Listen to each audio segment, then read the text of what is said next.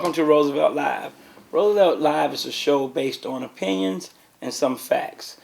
Pretty much what I do here is bring some of the information to people that they haven't heard in the mainstream media. Maybe the media don't think that some of the stories are important. And what I try to do is research those stories and bring them to light. I also, not only speaking for myself, but a lot of other people out there that probably want to comment on certain stories that don't have the avenues or the ways to do it. So I'm here to speak for them as well as myself. So I'm going to roll into the topic for the day. One of the first topics we're going to talk about is a thing called zip code discrimination. And I don't know, you probably haven't heard of that term before.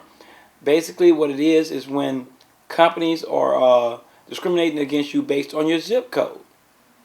For an example, there are a lot of companies do research and they decide whether or not how much they're going to, for example, if you go out, you go to certain stores and maybe one retail store has one thing and that same retail store in another area won't have that product. But that's because they are doing things based on zip codes. They're deciding, they're looking at your economic situations and deciding whether or not you can afford to have these supplies in the store and will they be sellable.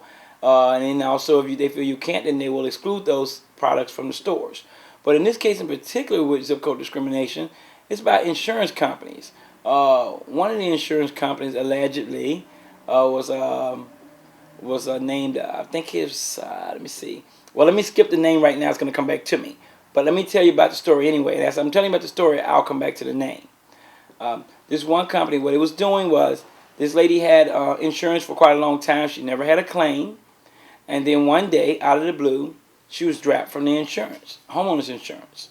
Then that company said that, well, they dropped her because of, basically because of the zip code.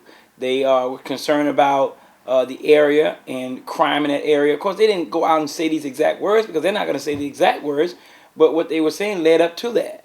And she was concerned that, okay, what do I do from here? Because now I don't have the insurance that I've had for years, and I don't know what to do about it. Because there has to be some way where the insurance commissioner can stop the zip code discrimination. That can actually, you know, when you went out and you paid for insurance for 10 years, 12 years, 15 years, and you never had a claim, and all of a sudden there's no law against an insurance carrier just dropping you and really having no explanation because you don't have a claim, you haven't been late, you made all your payments. So how can they collect your money over a length of time, then turn around and drop you with no explanation?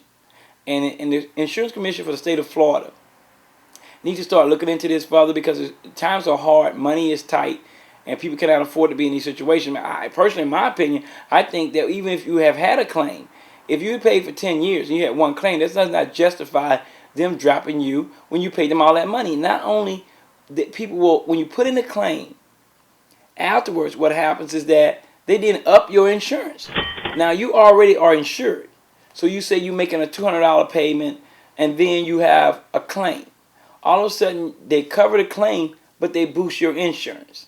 So basically what they're doing is now making you pay for the money that they pay out because you are already being covered. It makes no sense whatsoever to pay somebody extra for something that you were already paying them for in the first place.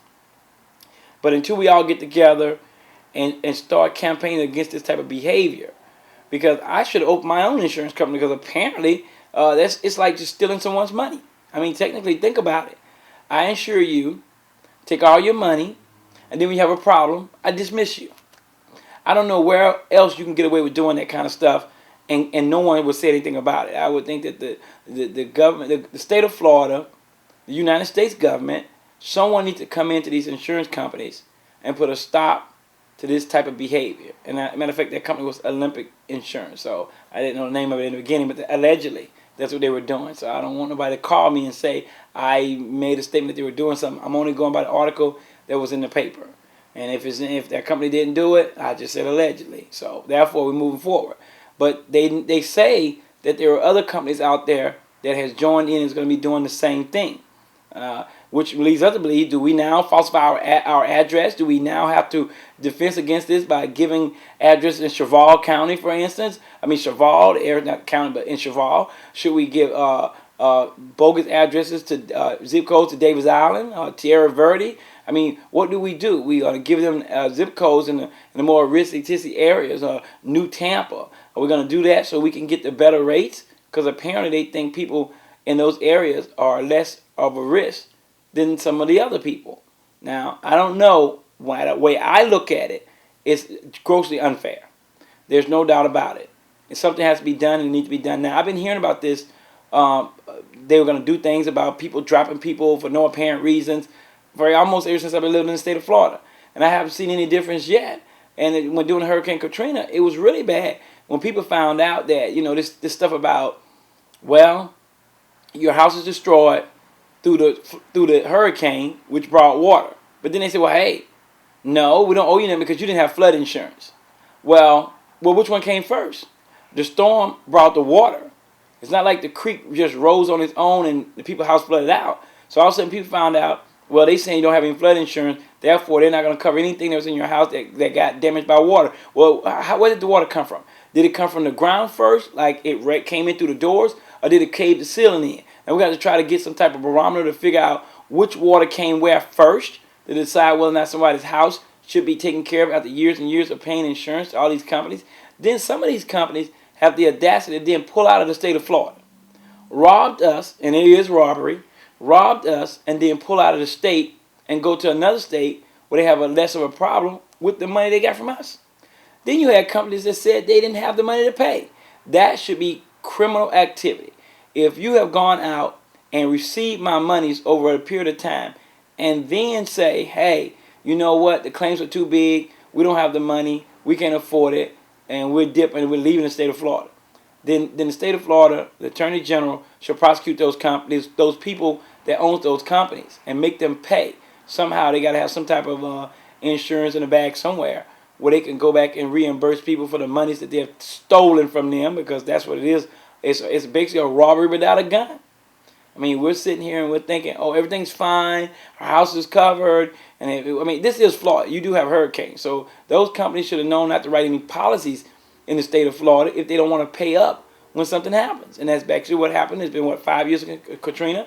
And you know how many people, how many insurance companies that left the state of Florida and not ever paid anybody? I mean, it's absurd to be in this situation in 2010. And I suggest, in my opinion, we need a new policy that says that you should be able to get at least 3 claims over a 10-year period.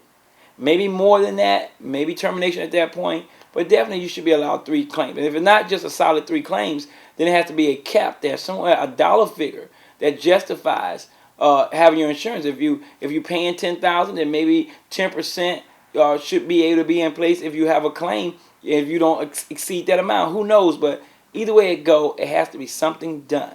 That's my opinion.